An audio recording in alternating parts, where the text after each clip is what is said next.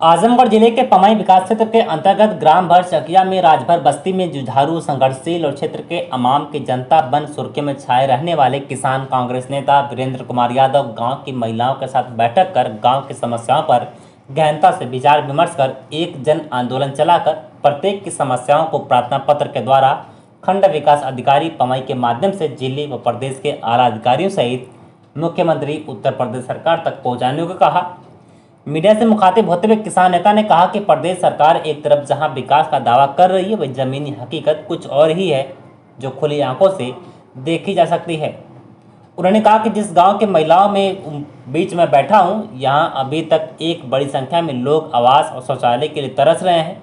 महंगाई व बेरोजगारी चरम सीमा पर पहुंच जाने के कारण आम आवाम को अपना जीवन चलाना कठिन हो गया है। इस अभियान के माध्यम से आवाम की जनता अपनी आवाज़ बुलंद कर उनकी की जाएगी। इस अवसर पर विकास सिंह, छोटे यादव, ललिता राजभर, आशा राजभर, किरण भग्गी और उनके साथ में सैकड़ों की संख्या में गांव की महिलाएं मौजूद रहीं। आप देख रहे हैं नेशनल कवरेज के डिजिटल प्लेटफॉर्म पर आपका स्वागत है। इस समय मैं उपस्थित हूँ पवई विकास क्षेत्र के ग्राम भरचकिया में, जहाँ पर किसान नेता वीरेंद्र यादव द्वारा एक बैठक आहूत की गई है जो गांव के लोगों की जन समस्याओं को लेकर के। अब हम आगे वीरेंद्र यादव से इस संदर्भ में वार्ता करें। जी वीरेंद्र जी बताएं कि आपने ये बैठक कैसे किस संदर्भ में आहूत की? देखिए, हम लोग पूर्वांचल किसान यूनियन के बैनर से संपर्क संवाद संघर्ष जन अभियान चला रहे हैं। हम गांव के लोगों की जो समस्याएं हैं उनको एक प्रार्थना पत्र उनका तैयार करेंगे और खंड विकास अधिकारी के महोदय के माध्यम से इन सब लोगों को ले चल करके खंड विकास अधिकारी के माध्यम से माननीय मुख्यमंत्री जी को भेजेंगे और पूरा एक जन अभियान चलाएंगे। अभी हालत ये है कि प्रधानमंत्री जी और मुख्यमंत्री जी कह रहे हैं कि 2022 तक जो है हमने सारे लोगों को मकान दे दिया, लेकिन इस गांव में अगर आप देखेंगे तो दर्जनों लोगों के पास अभी भी मकान नहीं, दर्जनों लोगों के पास अभी भी शौचालय नहीं, गांव में आने का रास्ता नहीं। अगर आप देखेंगे अभी उस रास्ते से हम लोग आए हैं तो हमने देखा है कि पूरा जो रास्ता एकदम घास से भरा हुआ है। छोटे बच्चे अगर स्कूल भी जाएंगे तो उस रास्ते से नहीं जा सकते। तो जो सरकार जिस तरह से दावे कर रही है गांव के विकास का, गांव के डेवलपमेंट का, ये पूरी तरह से इस गांव को घूम करके आप देख सकते हैं कि सरकार का जो दावा है वो कितना खोखला है, कितना बेबुनियाद है। आज राशन गांव में नहीं मिल रहा है ठीक से, राशन की कालाबाजारी हो रही है, राशन की चोरी हो रही है।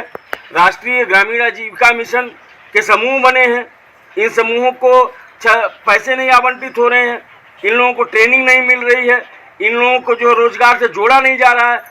आखिर जो राष्ट्रीय ग्रामीण आजीविका मिशन का जो उद्देश्य था उस उद्देश्य की पूर्ति कहाँ हो रही है? केवल सारी चीज़ें कागज़ पे चलाई जा रही हैं। ब्लॉक का हालत आप जान रहे हैं। हमारे यहाँ पवई ब्लॉक दिन में नहीं रात में चलता है। मैंने अजूबा ब्लॉक देखा कि सारे बीडीओ, सेक्रेटरी और इस तरह के एडीओ, पंचायत, ये सब पता नहीं क्या करते हैं। दिन भर जाइए तो नहीं मिलेगा कोई अपनी चेयर पे। लेकिन अगर आप रात के 9 बजे देखेंगे तो वहाँ जो है पूरा भ्रष्टाचार का अड्डा बना हुआ है। सब लोग जो है वहाँ सारे काले कारनामे हो रहे हैं और पैसा किस तरह से जनता की योजनाओं का लूटा जाए इसकी योजना वहाँ बनाई जा रही है। हम गांव-गांव घूम रहे हैं, लोगों से मिल रहे हैं, लोगों की समस्याओं को नोट कर मुख्यालय, जिला मुख्यालय और तहसील मुख्यालय को घेरा जाएगा, इसकी तैयारी हम शुरू कर रहे हैं। हमारे समस्या का सलूशन निकले तो हम लोग समूह चलाते इसके माध्यम से हम लोग बाहर गए और बाहर जाकर सुनवाई नहीं है। गए वहाँ से। आपका सुनना आशा।